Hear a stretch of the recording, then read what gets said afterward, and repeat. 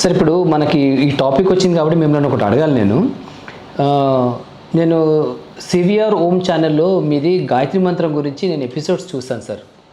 మీరు చాలా ఎపిసోడ్ చేస్తారు దానిపైన. అయితే ఇది యాక్చువల్గా గాయత్రి మంత్రం అనేది ఇట్స్ రిలీజియస్ థింగ్ కదా సార్? ఎందుకంటే నేను చూసినప్పుడు మీరు ఎక్కడ కూడా నాకు రిలీజియస్ టాపిక్ లేకుండా దీన్ని మీరు ఆ మంత్రం గురించి చెప్తున్నారు. నాకు అమేజింగ్ అనిపించేది సార్ నాకు. సో దాని గురించి మీరు మన పరంపర ఛానల్ వాళ్ళకు కూడా తెలియాలి సార్. డెఫినెట్లీ అండి. అంటే గాయత్రి మంత్రము, ఒక మంత్రము, ఇవన్నీ ఒక పర్టికులర్ రిలీజియన్కి సంబంధించిందని అనుకుంటుంటారు జనాలు. బట్ ఇట్స్ ఆల్ సైన్స్ అన్నమాట. యాక్చువల్లీ మనకు ల్యాబ్లో ఒక ఎక్స్పెరిమెంట్ చేసి అప్రూవ్ అయితే అది సైన్స్గా మన టెక్స్ట్ బుక్లో వస్తుంది. సో మనం దాన్ని నమ్మి చదువుతూ ఉంటాం. అంటే చిన్నప్పటి నుండి ఇంటర్, డిగ్రీ ఏదైనా మీరు చదువుతున్నారంటే అసలు ఏం చదువుతున్నారు? ల్యాబ్లో ఒకటి ప్రకృతి యొక్క ధర్మాలను అర్థం చేసుకొని తెలిసిన వాళ్ళు ఇది అని చెప్పినప్పుడు అది ల్యాబ్లో టెస్ట్ చేసి ప్రూవ్ అయ్యి ఇది ఇంతవరకు మేము తెలుసుకోగలిగాము, ఇంకా చాలా ఉంది, అది ఇంకా మేము తెలుసుకోలేకపోతున్నాము, ఇంకా దాని గురించి that is open for discussion అనేది ఉంటుంది. This is the aspect of science. మన ఉపనిషత్తులు, వేదాలు తీసుకున్నా కూడా సేమ్ లైన్లో ఉంటాయి. కాకపోతే చాలామందికి ఆ ఆస్పెక్ట్ తెలియదు. కేవలం అది ఒక భక్తి దగ్గరే ఆగిపోతారు. బట్ ఉపనిషత్తులలో ఏం చెప్పారు? ప్రకృతి ధర్మాలు ఇవి, ప్రకృతి నియమాలు ఇవి, ఇంతవరకు మేము చూడగలిగాం. ఎవరు? ఆ ఉపనిషత్కారులు ఎవరైతే ఉన్నారో, ద్రష్టలు, వాళ్ళని ద్రష్టలు అంటారు.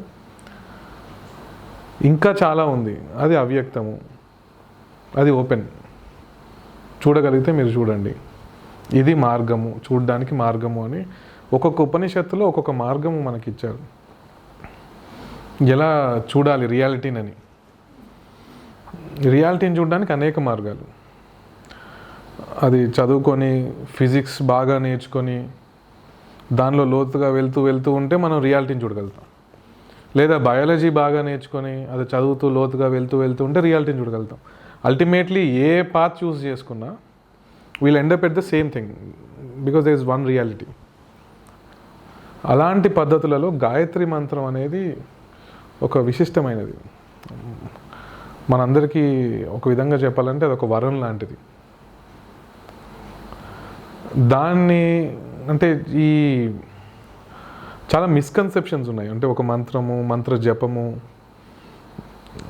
అంటే నేను హిందువుని కాబట్టి నాకు ఈ మంత్రం అంటే నాకు ఇష్టం కాబట్టి నేను నిన్ను 1,00,000 సార్లు చేస్తే నాకు దేవుడు దర్శనం అయిపోతుంది అనే అపోహలో చాలామంది ఉంటారు. అండ్ అంటే చాలామంది జనాల వీక్ పాయింట్ కూడా అదే. ఒక మతం నుండి ఇంకొక మతంకి ఎందుకు మారుతున్నారు అంటే, బికాజ్ ఇక్కడ నేను ఒక ఎక్స్పెక్టేషన్తో నేను ఒక పని చేస్తున్నాను, అది నాకు రావట్లేదు, ఇంకొక మతం దగ్గరికి వెళ్తే అది నెరవేరుతుందేమో అని ఒక అపోహ. బట్ అల్టిమేట్లీ ఏ మతం అయినా కూడా మనకు ఒక మార్గాన్ని ఇచ్చింది. ఈ విధంగా మనం బ్రతికితే you can see the reality and you can see the life as it is అని. సో ఏ మార్గమైనా ఒకటే మనకి. సో ఈ మార్గం, గాయత్రి మంత్రం అనే మార్గం పర్టికులర్లీ నేను దీన్ని ప్రాక్టీస్ చేసి, దీన్ని ఎక్స్పెరిమెంట్ చేసి, దాన్ని సాధన చేయడం వల్ల ఒక క్లారిటీ వచ్చింది. సో నేను తెలుసుకుంది 10 మందికి తెలియజేయాలనే ఉద్దేశంతో సివిఆర్ ఓం ఛానల్ వాళ్ళు ఈ ఆపర్చునిటీ ఇవ్వగానే నేను వెంటనే అది నాకు మంచి అవకాశం, నలుగురికి ఈ గాయత్రి మంత్రం గురించి తెలియజేయాలని అది అలా చేశాను అనమాట. సో మెయిన్లీ గాయత్రి మంత్రం అంటే ఒక మంత్రాన్ని పదే రిపిటేటివ్గా జపం చేయడం వల్ల దాని బెనిఫిట్ ఓన్లీ 0.1% or 2%. ఆ మంత్రాన్ని డీకోడ్ చేయాలి. అసలు గాయత్రి అంటే ఒక ఫార్ములా లాగా, ఇట్స్ లైక్ ఎ ఫార్ములా. మనకు న్యూటన్స్ సెకండ్ లా అంటే ఒక ఫార్ములా ఉంది, లేదా E = mc² అనేది ఒక formula, Einstein's mass energy equivalence, అదొక మంత్రము. అది ఎలా ఫంక్షన్ అవుతుంది అనేది ఒక డయాగ్రామాటికలీ ఒక ఫ్లో చార్ట్ లాగా గీసి ఈ మంత్రం ఇలా చేసి ఇలా అవుతుంది, ఇలా చేసి ఇలా అవుతుంది, లేదా E=mc² ఇలా చేసి ఇలా అప్లై అవుతుంది అని ఒక పేపర్ మీద మనం ప్రజెంట్ చేస్తే అది యంత్రము. చాలామంది శ్రీ యంత్రము అంతరం పెట్టుకుంటారు. అంటే ఒక మంత్రాన్ని మనం ఎగ్జిక్యూట్ చేస్తే దాని పాత్ ఎలా ఉంటుందని సూచిస్తుంది. అది మనకు ఒక గైడ్ లైన్ లాగా, ఇట్స్ లైక్ ఎ ప్లాన్. ఆ ప్లాన్ ఉంది, మనం దాన్ని ఎగ్జిక్యూట్ చేస్తే అది తంత్రము. So when you actually execute it. So మన దగ్గర ఇప్పుడు ప్లాన్ ఫార్ములా ఉంది, E=mc². అది ఒక న్యూక్లియర్ పవర్ స్టేషన్లో అప్లై చేస్తే దాని ఒక డయాగ్రామ్ గీస్తే అది యంత్రము. నిజంగానే మనం ఒక చేంబర్ క్రియేట్ చేసి ఒక న్యూక్లియర్ పవర్ ప్లాంట్ సెటప్ చేసి ఆ E=mc²ని ట్రిగర్ చేస్తే ఒక న్యూక్లియర్ ఎనర్జీ వస్తుంది, అది తంత్రము. సో మంత్రము, యంత్రము, తంత్రము. సో గాయత్రి కూడా అంతే. సో గాయత్రి మంత్రము, గాయత్రి యంత్రము, గాయత్రి తంత్రము. సో నేను ఈ తంత్రము దగ్గర అందరికీ తెలియజేయాలనేది నా ఉద్దేశం. అంటే ఈ మంత్రాన్ని డీకోడ్ చేస్తే దాన్ని మనం సరిగ్గా ఉపయోగించుకుంటే సో దాని బెనిఫిట్స్ ఏంటి, అసలు ఈ గాయత్రి అంటే ఏంటి, ఈ శక్తి అంటే ఏంటి, ఈ లలిత సహస్రనామాలు ఏంటి, మన ఈ సనాతన ధర్మంలో వచ్చే అన్ని స్తోత్రాలు, అన్ని సహస్రనామాలు, దేనికైనా మనకు సమాధానం దొరుకుతుంది. ఏదో నేను 1,00,000 సార్లు గాయత్రి మంత్రం చేశాను, నాకు ఒక సొంత ఇల్లు కావాలి, మా అబ్బాయికి పెళ్ళి అవ్వాలి, it is not meant for that. It is to ఒక సైంటిస్ట్ ఫిజిక్స్ ఎందుకు చదువుతాడో ఒక మంచి గాయత్రి మంత్రం కూడా అందుకే చేయాలి, టు నో ద రియాలిటీ, అంతే. దానికి నా పర్సనల్ బెనిఫిట్స్ అనే ఆస్పెక్ట్ లేదు. సో అది దానికోసం ఈ సివిఆర్ హోమ్లో చెప్పడం జరుగుతుంది. సూపర్ సార్, అవసరం. Great thing. అసలు దీని గురించి మాట్లాడుతుంటే అలా వెళ్ళిపోతుంది. కాదు, మీరు 36 ఎపిసోడ్స్ ఆల్మోస్ట్ 38 ఎపిసోడ్స్ రిలీజ్ అయ్యాయి, ఒక 45 వరకు they are in the pipeline. Okay, మేము 6 or 7 చూసాము, కానీ బట్ ఆసమ్ సార్ అన్ని చేయగలిగారు అంటే దాని మీద అసలు ఇంత ఉందా ఒక చిన్న మంత్రంలో అని చెప్పేసి అని మేము అమేజ్ అయినాం అసలు. సో మీరు ఇంత ఇన్స్టిట్యూట్ నడిపిస్తూ ఇవన్నిటికీ టైం ఎలాగా మీరు చేయగలుగుతారు సార్? అంటే మేడం, ఇది నాకు ఎప్పటి నుంచో ఇంక్లినేషన్. అంటే యాజ్ ఎ ఫిజిక్స్ టీచర్ నేను ఫిజిక్స్ చదువుతున్నప్పుడు సో ఎన్నో క్వశ్చన్స్ ఉండేవి. అంటే ఇంకా ఏదో తెలుసుకోవాలి, అంటే ఎంత ఫిజిక్స్ అయినా, ఎన్ని లాస్ ఉన్నా, ఎన్ని ఫార్ములే ఉన్నా కూడా. సో అందుకని దాని గురించి ఇంకా రీసెర్చ్ చేస్తూ ఉండగా గైడెన్స్తో దాంతో ఉపనిషత్తుల వరకు వచ్చాను నేను. ఈ ఉపనిషత్తులు కూడా మనం ఎవరో ట్రాన్స్లేట్ చేసినవి మనం చదవకుండా సంస్కృతాన్ని నేర్చుకొని మనమే చదవాలని ఒక డిక్షనరీ తెచ్చుకొని ఒక్కొక్క పదాన్ని విడగొడుతూ అసలు వాళ్ళు ఏం చెప్పారు అని చూసినప్పుడు it is one in the same. మన ఉపనిషత్తులలో, వేదాలలో ఏం చెప్పారో, ఒక సైన్స్ కానీ, ఫిజిక్స్ కానీ, what ever it is subject, the approach is same. రెండు వేరు కాదు అనేది నాకు అర్థమైంది. So it's totally practical. దీంట్లో అసలు రిలీజియస్ ఆస్పెక్ట్ అనేది లేదు. ఇందాక మీరు అన్నట్టు ఇది ఒక హిందువులకో లేకపోతే ముస్లిమ్స్కో క్రిస్టియన్స్కో అని కాకుండా it is for everybody. So it is for everybody. So అది హిందువులదే అని మనం చెప్పకూడదు, బికాజ్ ఆ ద్రష్టలు చెప్పలేదు అలా. వాళ్ళు అందరినీ ఈక్వల్గా చూడగలిగారు, మనం చూడాలి.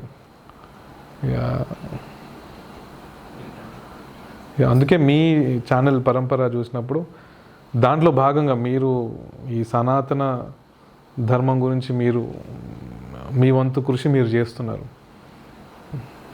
అంటే అట్లీస్ట్ అక్కడి దాకా వచ్చిన వాళ్ళు, మీ ఛానల్ దాకా వచ్చిన వాళ్ళు భక్తి అంటే ఏంటో తెలుసుకుంటారు.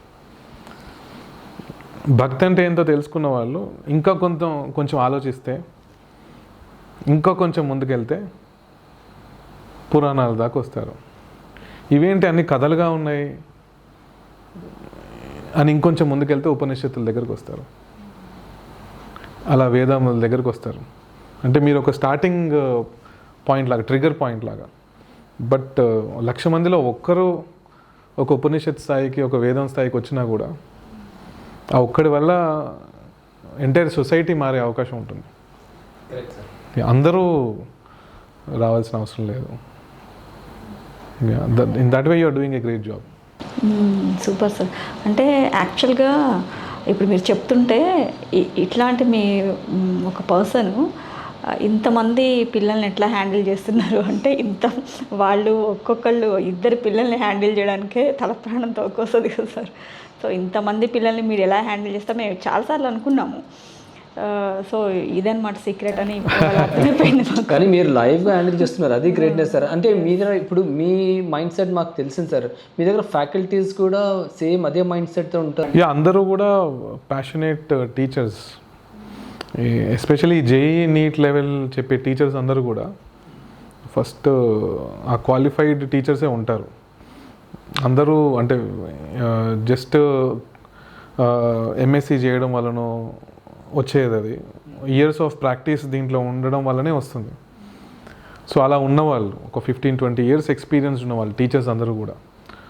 సో నాకంటే సీనియర్స్, నేను ఎంత నేర్చుకుంటాను వాళ్ళ దగ్గర నుంచి, పిల్లలు ఏం నేర్చుకుంటారో నాకు తెలియదు, కానీ పిల్లల కంటే ఎక్కువ నేను వాళ్ళతో ఇంటరాక్ట్ అవుతూ సబ్జెక్ట్ బాగా నేర్చుకుంటాను. సో స్టూడెంట్స్ అందరికి కూడా ది బెస్ట్ ఇవ్వాలనేది నా ఆకాంక్ష. సో అందుకే చాలా ఎక్స్పీరియన్స్డ్ ఫ్యాకల్టీని, మోర్ దెన్ ఎక్స్పీరియన్స్, పిల్లలకి బాగా టైం ఇచ్చి డెడికేటెడ్గా ఉండే ఫ్యాకల్టీని చూస్ చేసుకున్నాను. ఇప్పుడు నాకు ఎక్స్పీరియన్స్ ఉంది, నాకు సబ్జెక్ట్ బాగా ఉంది, కానీ నాకు పిల్లలకి ఇవ్వడానికి టైం లేదు, then I'm of no use to the students. అలా కాకుండా సబ్జెక్ట్తో పాటు పిల్లలకి బాగా నేర్పించాలనే ఒక ఆకాంక్ష ఉన్న ఫ్యాకల్టీని చూస్ చేసుకున్నాను. సో చాలా వాళ్ళు ఈవినింగ్ 8 వరకు ఉంటున్నారు పిల్లలతో, హాస్టల్ పిల్లలతో. అంటే they are loving the job. పిల్లలతో ఉంటూ వాళ్ళ డౌట్స్ క్లారిఫై చేస్తూ చాలా సరదాగా ఉంటుంది. నిజం చెప్పాలి అంటే అసలు ఎక్కడికో ట్రిప్స్కో ఎక్కడికో వెళ్ళాలని కూడా అనిపించదు. So everyday is fun field అనే చెప్పాలి. వాళ్ళతో ఫ్యాకల్టీ అందరు ఉంటారు, డౌట్స్ వస్తాయి, స్టూడెంట్స్ ఉంటారు, మంచి అట్మాస్ఫియర్ ఉంటుంది. I'm actually loving it. Great. యాక్చువల్గా చెప్పాలంటే ఎన్ని సిమిలారిటీస్ ఉన్నాయి అంటే, ఇప్పుడు మా దానికి కమెంట్స్ పెడుతుంటారు, మేడం హౌకమ్ ఎట్లా మీరు మీ హస్బెండ్ మీ పిల్లలు అందరూ ఎంత సమానంగా ఎట్లా ఉండగలుగుతున్నారు, ఎట్లా చేయగలుగుతున్నారు అని చెప్పేసి అని. మేమందరం ఒకటేలాగా ఆలోచిస్తాం, మేము టీమ్ వర్క్ అనుకుందాం. బట్ మాకంటే మీరు ఇంకా గ్రేట్, ఎందుకంటే మీ ఫ్యాకల్టీస్ ఎక్కువ మీకు. మేమంతా నలుగురే, మేము ఫ్యామిలీ మెంబర్స్, కానీ వాళ్ళు డిఫరెంట్ ఫ్యామిలీ నుంచి ఒక్కలాగా ఆలోచించగలుగుతున్నారంటే అది నిజంగా అద్భుతం అండి. అసలు ఫ్యాకల్టీస్ కూడా మీలాగా ఆలోచించేసి మీలాగానే పిల్లల్ని హ్యాండిల్ చేయకున్నారంటే సూపర్ అండి నిజంగా. ఆబ్వియస్లీ నేను ఒక్కరినే చేయడం కష్టం, అంతమంది ఫ్యాకల్టీ సపోర్ట్ ఉంది కాబట్టే నేను అనుకున్నది ఇంప్లిమెంట్ చేయగలుగుతున్నాను. జస్ట్ ఏదో చెప్పడం కాకుండా it is actually being implemented, and parents and students are the very happy, they are enjoying. So ఎలాంటి డిస్ట్రాక్షన్స్ లేకుండా, ఒకవేళ చిన్న డిస్ట్రాక్షన్స్ ఉన్నా మాతో వచ్చి షేర్ చేసుకుంటారు ఫ్రెండ్లీగా ఫ్యాకల్టీతో. సో బాగుంది. సో వాళ్ళందరి సపోర్ట్ వల్లనే చేయగలుగుతున్నాను.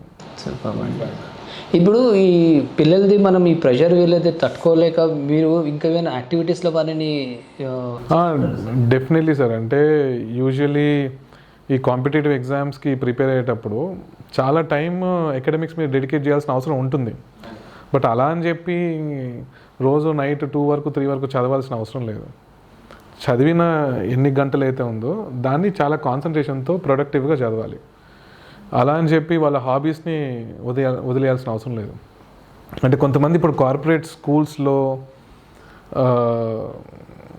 వాళ్ళకి చాలా టైట్ స్కెడ్యూల్ ఉంటుంది. 6th 7th నుండే మార్నింగ్ 6 నుంచి ఈవినింగ్ 10 వరకు ఉన్న స్కూల్స్ కూడా ఉన్నాయి. వాళ్ళు ఏం చేస్తారంటే ఓన్లీ మ్యాథ్ సైన్సే చేస్తూ ఉంటారు. సో అది కొంచెం నాకు నచ్చని పద్ధతి. సో అందుకే నేను తత్వాలో గేమ్స్కి కొంచెం టైం ఇచ్చాను. Music club and art club ఉంటుంది. సో వారానికి ఒకరోజు ఎగ్జామ్ తర్వాత సరదాగా పిల్లలు అందరూ కూర్చొని, ఫ్యాకల్టీ కూర్చొని పాడుకుంటూ ఉంటాం. అవునా? మీరు దాంట్లో ఇదంటారా? మీరు ఇంకోటి ఏంటంటే మీరు యాక్చువల్గా మ్యూజిక్లో కూడా మీరు మీ హాబీ నేను కదా కర్ణాటక సంగీతం నేర్చుకున్నాను, కర్ణాటక సంగీతము. సో అలా పిల్లలతో సరదాగా ఉంటుంటాము. And monthly 1 session different experts, అంటే డిఫరెంట్ ఫీల్డ్స్లో ఉన్న ఎక్స్పర్ట్స్తో ఒక సెషన్ కండక్ట్ చేస్తున్నాను.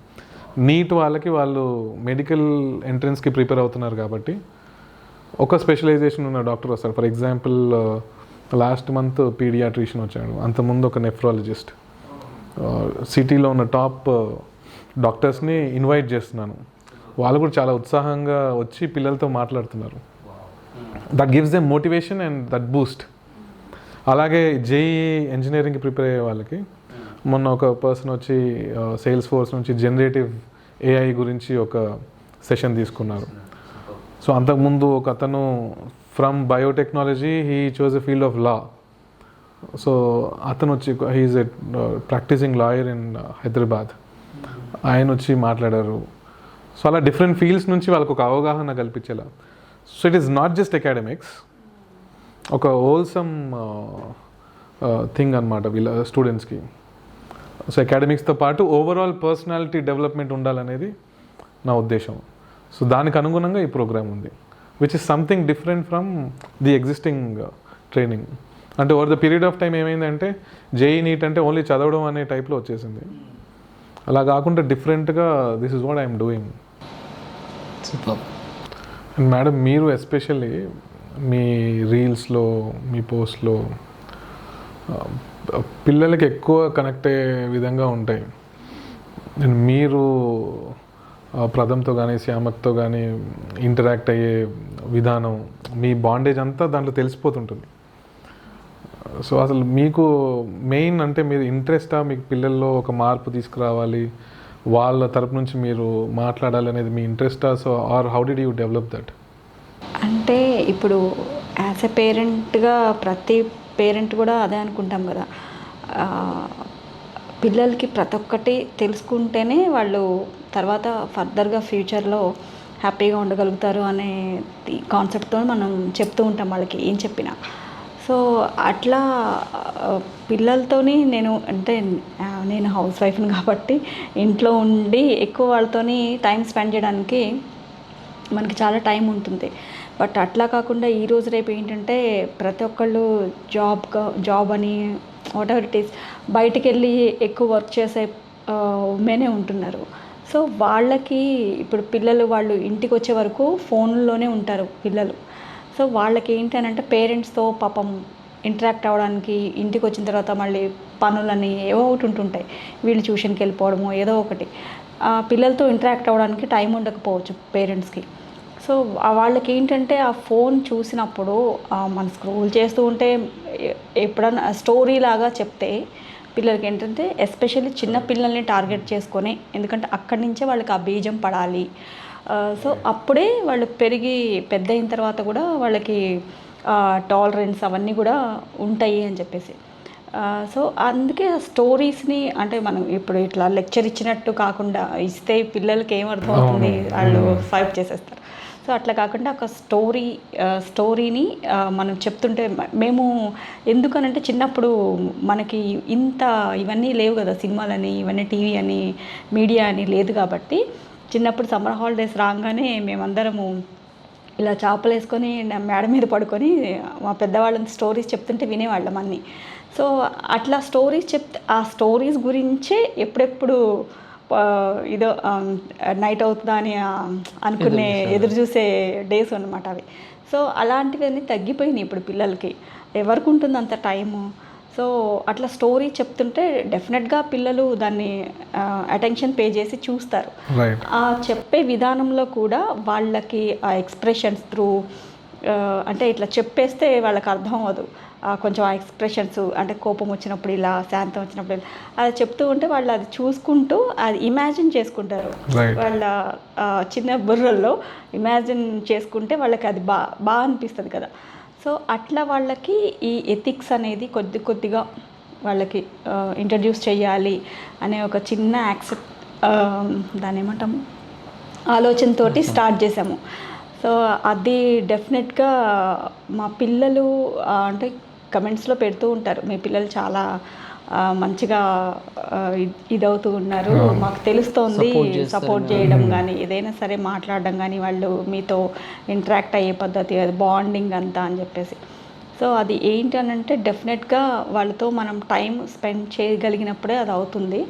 ఈ టైం స్పెండ్ లేని వాళ్ళకి ఈ రోజుల్లో మొబైల్ త్రూ పిల్లలకి ఇది వెళ్ళాలి అనే ఒక టార్గెట్తో చేయడమేనండి ఇవన్నీ కూడా. కానీ పిల్లలు సపోర్ట్ చేస్తున్నారు, మీ పిల్లలు మా పిల్లలు అట్లా చేయట్లేదు, వాళ్ళకి రాను రోజు కోపం ఎక్కువ అవుతుంది, మేము చెప్పిన వాళ్ళు పట్టించుకోవట్లేదు కొంతమంది పెడుతుంటారు. దానికి ఏం చేయాలండి అని చెప్పేసి అన్నప్పుడు అది ఓవర్నైట్ అయ్యేది కాదండి. అది వాళ్ళకి కమెంట్స్ నుండి అంత పెద్దగా ఎక్స్ప్లెయిన్ కూడా చేయలేను. నిజం చెప్పాలంటే కొంచెం చిన్న ఏజ్ నుంచే పిల్లల్ని మనము ట్యూన్ చేసుకుంటూ రావాలండి. మేము ఆ పని చేస్తాం. మేము చాలా చిన్న ఏజ్ నుంచే మేము పిల్లలకి చెప్పుకుంటూ వచ్చాము. అంటే చెప్పడానికి చాలా ఎగ్జాంపుల్స్ ఉన్నాయి. మేము పిల్లల్ని ఎట్లా అందరు అంటుంటారు, అంటే కమెంట్స్లో మీరు ఒక వర్క్షాప్ లాగా ఎందుకు పెట్టారు, పిల్లల్ని ఎట్లా ట్యూన్ చేయాలని. మాకుంది ఆలోచన, అది మేబీ ముందుకు చేస్తామేమో, ఇప్పుడు ప్రస్తుతం టైం సరిపోవట్లేదు. కానీ బట్ ఒక చిన్న ఎగ్జాంపుల్ చెప్తాను నేను. ఏమైందంటే చిన్నప్పుడు, చాలా చిన్నగా ఉన్నప్పుడు 6-7 ఇయర్స్ ఉన్నప్పుడు మా పెద్ద అబ్బాయి కోరికలు కోరుతారు. అంటే మా అమ్మ నాకు ఇది కావాలి అది కావాలని పిల్లలు కామన్గా అడుగుతారు. ఈరోజు ఏం చేస్తారంటే తల్లిదండ్రులు నా పిల్లోడు ఇది అడిగాడు కదా అయ్యో అని చెప్పేసి అని కొనిచ్చేస్తుంటారు. అది ఆ అలవాటు ఎట్లయితుందంటే మా నాన్న ఏమడిగినా కొనిస్తారు, మా అమ్మ ఏమడిగినా కొనిస్తారు అని చెప్పేసి అలవాటు కిందకి పడుతుంది. మా దగ్గర మమ్మల్ని పిల్లలు అడిగినప్పుడు మా దగ్గర స్తోమత ఉన్నా సరే మేము 10 సార్లు అడిగితే దాంట్లో మేము 4 సార్లే కొనిచ్చేవాళ్ళము, 6 సార్లు కొనిచ్చేవాళ్ళం కాదు. మేము చెప్పేవాళ్ళం డబ్బులు లేవురా మా దగ్గర కొనిచ్చేయడానికని, డబ్బులు లేవు, డబ్బులు ఉంటేనే కొంటారు అని చెప్పి పిల్లలకి అప్పటి నుంచే వచ్చేస్తుంది అనమాట. అయితే చాలా చిన్న ఉన్నప్పుడు మా పెద్ద అబ్బాయి అంటే అరౌండ్ 6-7 ఇయర్స్ ఉన్నప్పుడు ఎందుకు లేవు డబ్బులు, ఏటీఎంలో పెడితే వస్తాయి కదా అని చెప్పేసి అని అన్నాడు. అని అంటే అప్పుడు మాకు నిజం షాక్ అయినా ఉన్నాడు. వాళ్ళకి ఏం తెలుస్తుందంటే ఏటీఎం మనం వాళ్ళని తీసుకెళ్తుండే, ఎప్పుడైనా ఏటీఎంలో మేము వెళ్ళి డబ్బులు రాసేటప్పుడు చూస్తున్నాడు మైండ్లో వాళ్ళు కూర్చుండి.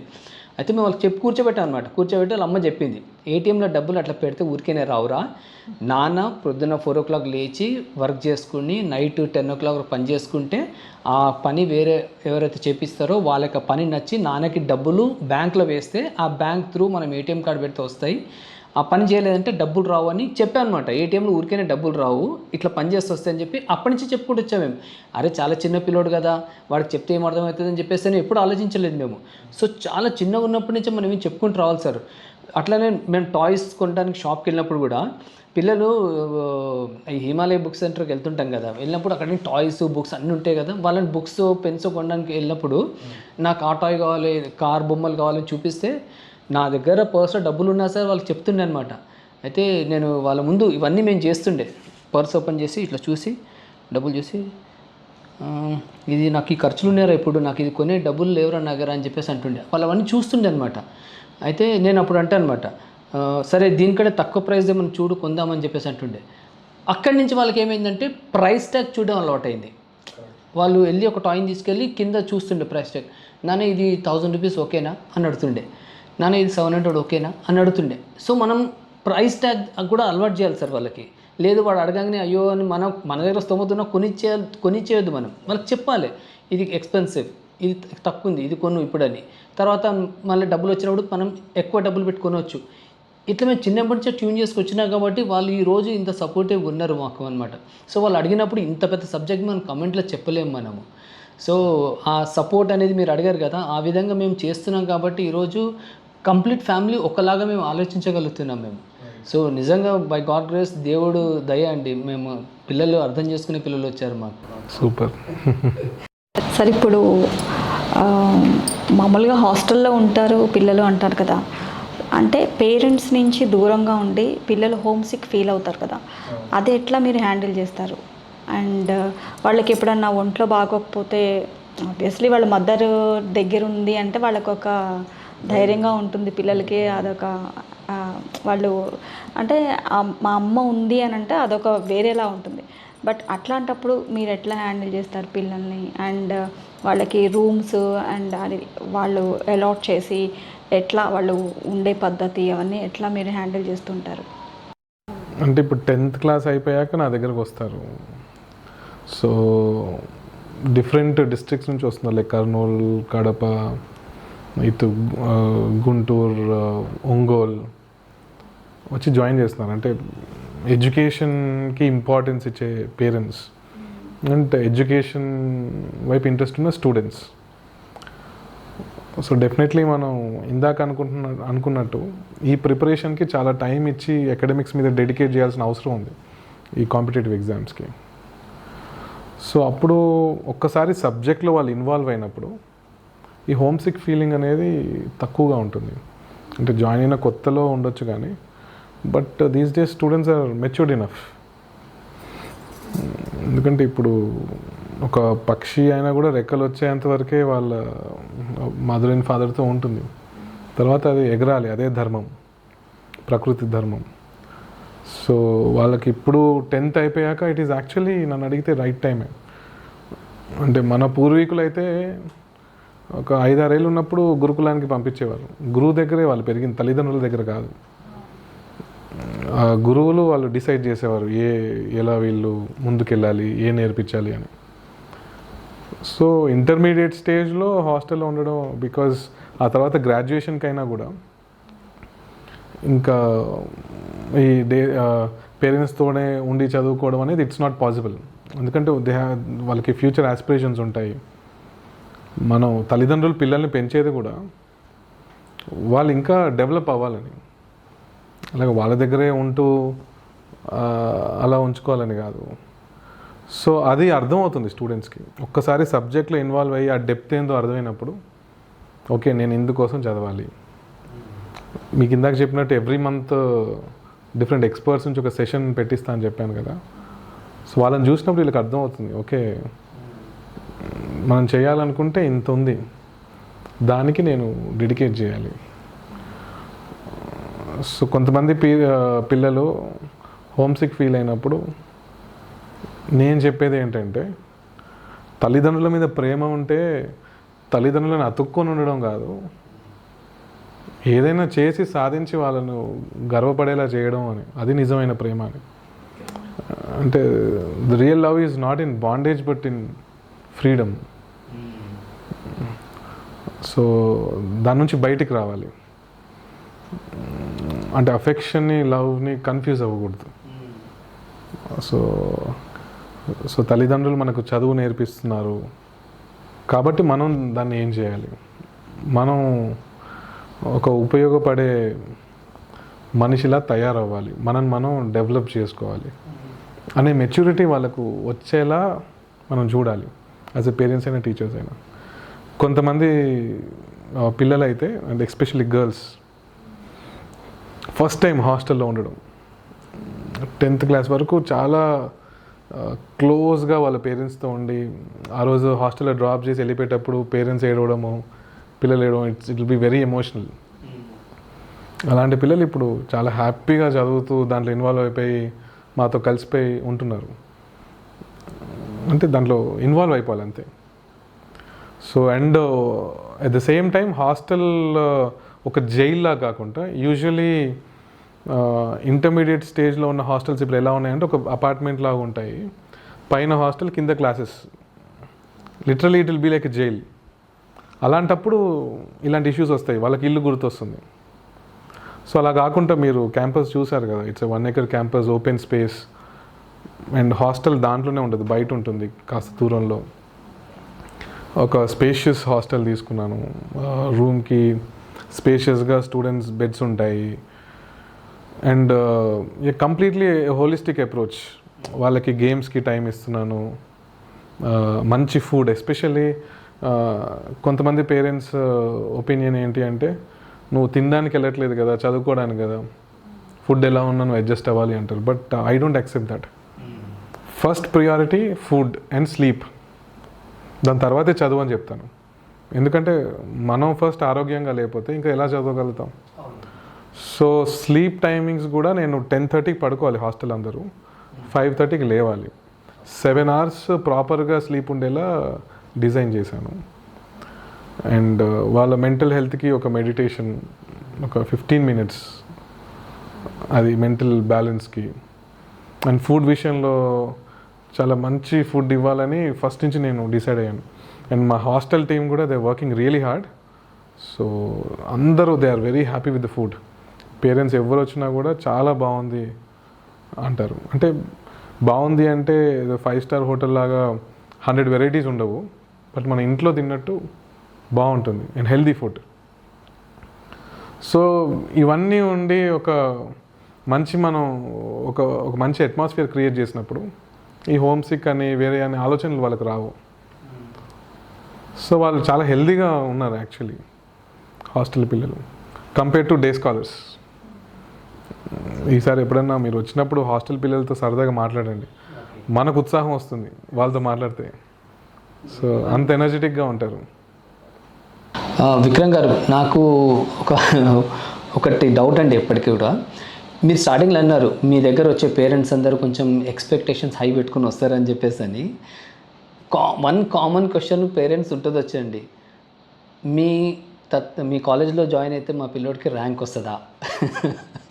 ఓకే, అయితే అట్లా ఎంతమంది స్టూడెంట్స్కి ఇప్పటివరకు ర్యాంక్ కొట్టారు, ఎంతమంది స్టూడెంట్స్ అంటే సెటిల్ అయ్యారు ర్యాంక్ కొట్టి, అండ్ తర్వాత మన తత్వాది సక్సెస్ రేషియో ఎంత అని చెప్పగలుగుతారా మీరు?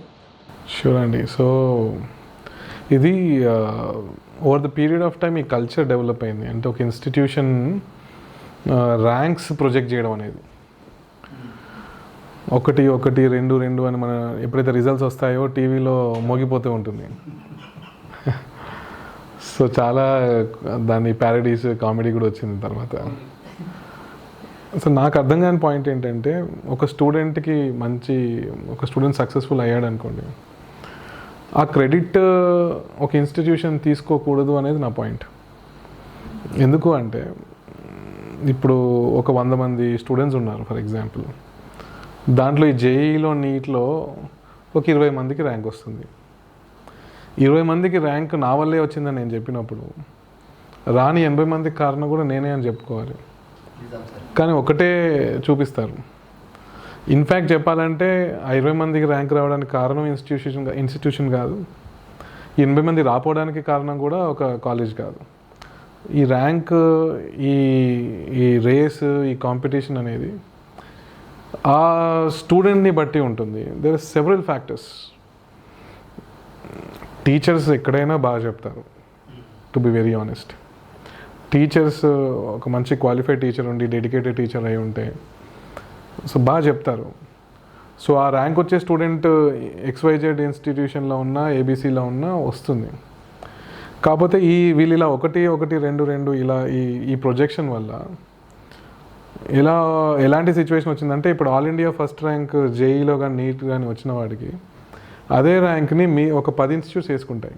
మా దగ్గర ఈ కోర్స్ తీసుకున్నాడు, మా దగ్గర మీరు పేపర్లో చూస్తే ఒక్కటే ర్యాంక్ ఒక 10 మంది వేసుకుంటారు మా వల్లే అని. అంటే ర్యాంక్స్ కొనే స్థాయికి దిగజారారు అనమాట ఇన్స్టిట్యూషన్స్. అంటే ఆ ర్యాంక్ వచ్చిన వాడికి ఒక 50 లక్షలు 60 లక్షలు ఇచ్చి మేము నా దగ్గర ఏదైనా కోర్స్ తీసుకున్నట్టు నువ్వు చెప్పు అని చెప్పి.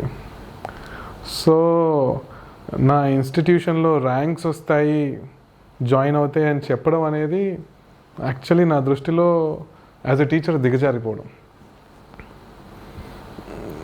ఒక స్టూడెంట్కి ఆల్ ఇండియా ఫస్ట్ ర్యాంక్ రావడం వల్ల మనం ఆ ఇన్స్టిట్యూషన్లో జాయిన్ చేయగానే అందరికి వచ్చేది కదా, ఆల్ ఇండియా ఫస్ట్ ర్యాంక్ ఒకటే ఉంటుంది.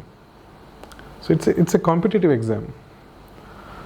సో డెఫినెట్లీ కొంతమంది పిల్లలు జాయిన్ అయినప్పుడు ఇది కాంపిటేటివ్ ఎగ్జామ్ కాబట్టి కొంతమంది ర్యాంక్ సాధిస్తారు, కొంతమందికి వాళ్ళు అనుకున్న ర్యాంక్ రాకపోవచ్చు, కొంతమంది సాధించగలిగే కెపాసిటీ ఉన్నప్పటికీ కూడా సమ్హౌ ఫర్ హెల్త్ బాగాలేకనో లేకపోతే ఆ రోజు ఎగ్జామ్ సరిగ్గా రాయకనో సాధించలేకపోవచ్చు. చాలా ఫ్యాక్టర్స్ ఉంటాయి. వేరే కెరియర్ ఆప్షన్స్ చూస్ చేసుకుంటారు. There is nothing wrong in it. నన్ను అడిగితే అందరూ ఈక్వలే. నేను ఎలా మెజర్ చేస్తాను సక్సెస్ అంటే నా దగ్గర జాయిన్ అయినప్పుడు ఏ లెవెల్లో ఉన్నారు, ఈ 2 ఇయర్స్లో వాళ్ళలో ఏమైనా గ్రోత్ ఉందా లేదా అనేది నా కొలమానం. సో దాంట్లో ఆబ్వియస్లీ ర్యాంక్స్ వస్తాయి. For example last time NEET Tattva పెట్టినప్పుడు ఫస్ట్ నీట్ లాంగ్ టర్మ్తో స్టార్ట్ చేశాను నేను. 25 స్టూడెంట్స్లో ఓపెన్ కేటగిరీలో 5 స్టూడెంట్స్, రిజర్వ్డ్ కేటగిరీలో 2 students, 7 out of 25 MBBS seats వచ్చాయి. సో మిగతా వారికి వాళ్ళ స్థాయిలో they were able to get BDSO లేకపోతే అదర్ హోమియోనో వచ్చింది. సో కొంతమంది పేరెంట్స్ 25 out of 25 ఎందుకు రాలేదు మెడికల్ సీట్స్ అని అడుగుతారు. కొంతమంది చాలా మెచ్యూర్డ్గా ఆలోచించి ప్రాక్టికల్గా ఉండేవాళ్ళు 7 out of 25 చాలా మంచి రేషియో అని అంటారు. సో ఈ సక్సెస్ రేషియో, ఈ నెంబర్స్, ఇవన్నీ కూడా మనం ఆలోచించే విధానం బట్టి ఉంటుంది.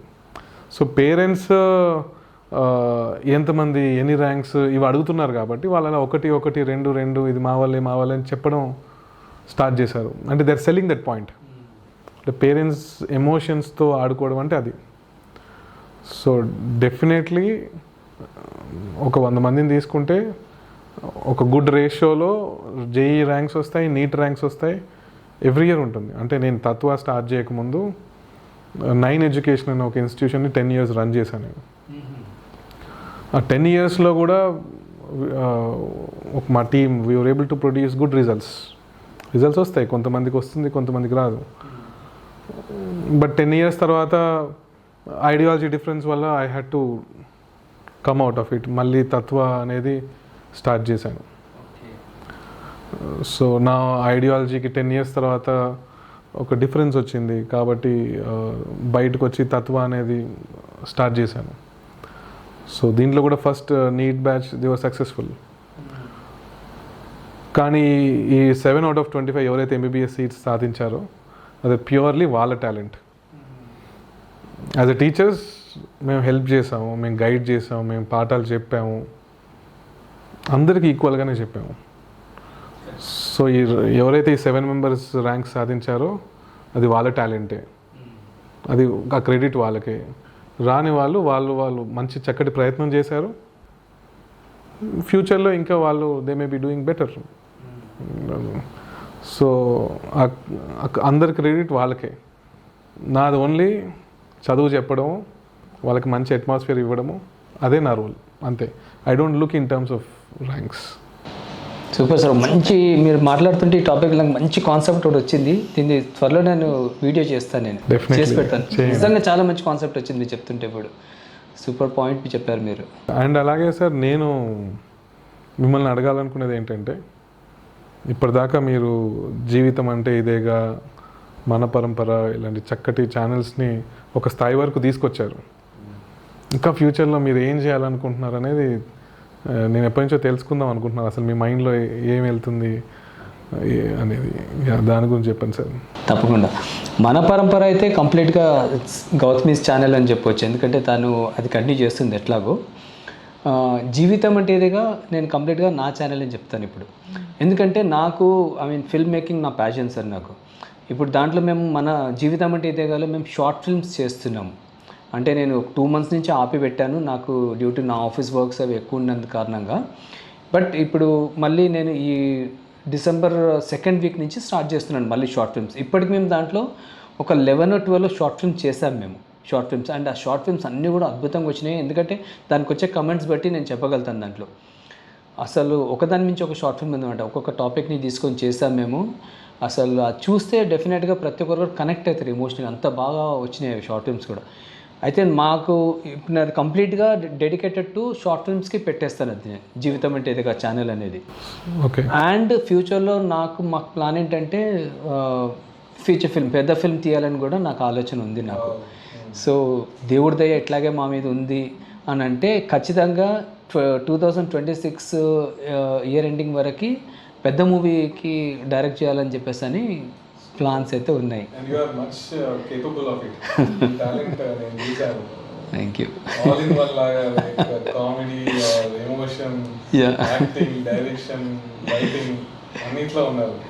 బట్ దానికి నిజంగా చెప్పాలంటే నా వైఫ్ సపోర్ట్ అండి, నా భార్య సపోర్ట్ చాలా ఉంది దాంట్లో. అండ్ నా పిల్లలు సెకండ్. బట్ తన సపోర్ట్ డెఫినెట్గా నాకు చాలా హెల్ప్ అవుతుందండి నాకు. అంటే ఏం చెప్పినా సరే దానికి తను ప్రశాంతంగా ఓకే అనడము, దాని తగ్గట్టు తను నాకు అవుట్పుట్ ఇవ్వడం, ఇది కూడా అట్లాంటి భార్య దొరకడం నా అదృష్టం. సో యాక్చువల్గా విక్రమ్ గారు నిజం చెప్పాలంటే మనం ప్రమోషన్ గురించి కలుసుకున్నామేమో కానీ, బట్ ఈరోజు మనము ఈ విధంగా కలుసుకొని మన మనసుకి మీ విషయాలు మీరు మాకు చెప్పడము, మా విషయాలు మీకు చెప్పుకోవడము, నాకు ఒక డిఫరెంట్ బాండింగ్ ఏర్పడ్డదండి అసలు. కరెక్ట్, అవును. ఎందుకంటే మనం నిజం చెప్పాలంటే మీరు మేము ఇద్దరము ఒకటే కాన్సెప్ట్ మీద వర్క్ చేస్తున్నాము, బట్ డిఫరెంట్ ఫీల్డ్స్ అనుకోండి. బట్ చాలా ఆనందంగా ఉందండి, హ్యాపీగా ఉంది. పిల్లలు మీ చేతిలో రైట్ హ్యాండ్స్లో పడ్డారని చెప్పేసి అని మాకు అనిపిస్తుంది. మేము కరెక్ట్ పర్సన్స్కే మేము ప్రమోట్ చేస్తామని చెప్పేసి అని. బట్ మీతో మేము ఈరోజు మాట్లాడుకున్న తర్వాత మాకు చాలా కొత్త విషయాలు తెలిసాయండి, కొత్త విషయాలు తెలిసాయి. అది మాకు హెల్ప్ కూడా అవుతున్నాయి. ఇప్పుడు మేము మళ్ళీ నెక్స్ట్ మేము చేసే మా కాన్సెప్ట్స్లో దాంట్లో మేము డెఫినెట్గా మీ స్ట్రాటజీస్ మేము యూజ్ చేస్తాం. మేము మాకు నిజంగా హెల్ప్ అయింది ఈరోజు మీతో మాట్లాడి మాత్రము. మనస్ఫూర్తిగా మీకు నేను కృతజ్ఞతలు చెప్పుకుంటాను ఈ విషయం అయితే. That's a wonderful thing sir. Actually నాకు కూడా చాలా హ్యాపీగా ఉంది ఈరోజు వచ్చి మనం ఇలా మాట్లాడడము, మన ఐడియాస్ని ఎక్స్చేంజ్ చేసుకోవడము, something useful for the society అనేది. సో మీరు ఇంకా ఇలాంటి మంచి మంచి కాంటెంట్తో ఇంకా మీరు బాగా చేయాలని నేను కోరుకుంటున్నాను. థ్యాంక్ యూ సో మచ్ అండి. అండ్ మేము కూడా మనస్ఫూర్తిగా కోరుకుంటున్నాము తత్వ ఇంకా ముందుకు వెళ్ళాలి, పిల్లలు మీ చేతిలో మంచి బంగారు భవిష్యత్తు చూడాలని చెప్పేసి మేము కూడా మనసారా కోరుకుంటున్నామండి. Thank you so much. Thank you so much Vikram గారు.